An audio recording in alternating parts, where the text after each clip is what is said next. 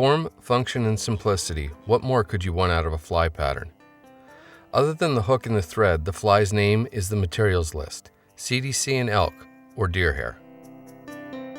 I believe the effectiveness of this fly is due in large part to the CDC, which traps small air bubbles that not only help the fly to float, but also make it look extremely realistic.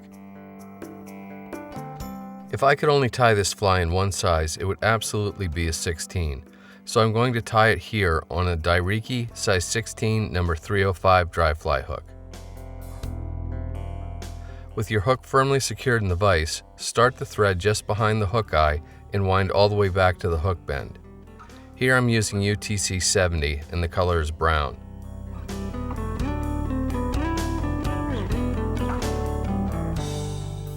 I've also selected a single brown CDC feather with its longest fibers about 2 hook lengths long. Holding the feather in your left hand, pull the fibers forward to the tip with your right and then re-grasp with your left.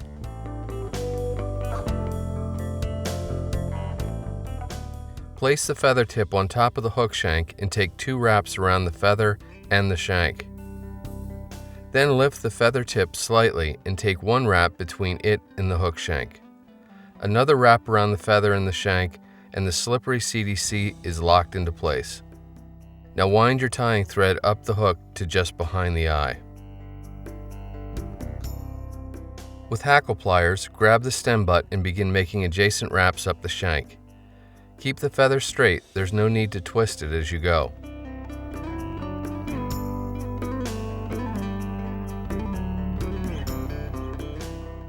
Once you get to about the halfway point on the hook, you should notice that you've begun wrapping free fibers around the shank. Use the thumb and index finger of your left hand to pull these back as you wrap.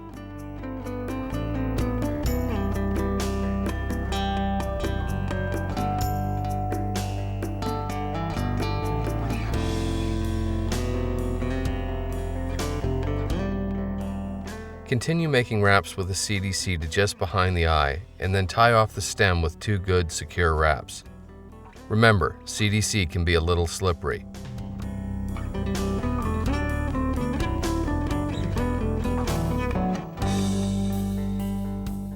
Snip the stem butt off close to the wraps, and then take another nice firm wrap for insurance.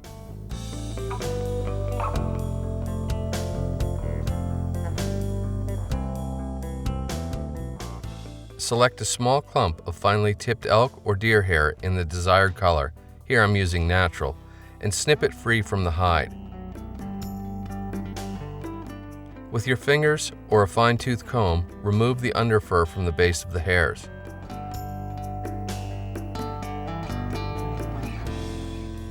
Then, using a hair stacker, stack the bundle to align the tips. Measure the hair on the hook, making sure the tips extend only to the outside of the bend. Keeping that measurement, pass the bundle to the thumb and index finger of your left hand and snip the butts off right at your fingertips.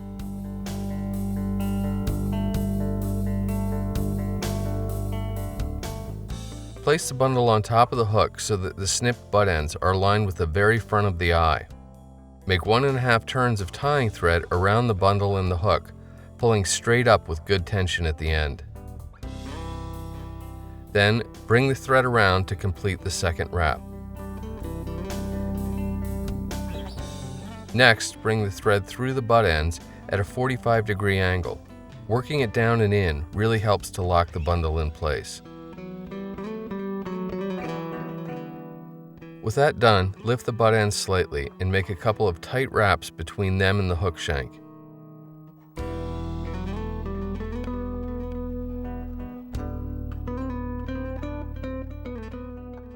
You can then whip finish the fly with about 3 or 4 turns, and finally cut the tying thread free.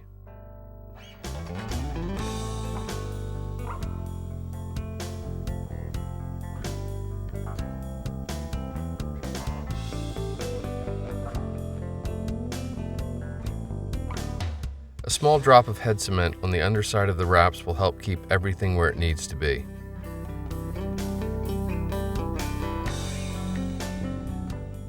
It's hard to find a situation where this fly won't work. Give it a try. You won't be disappointed.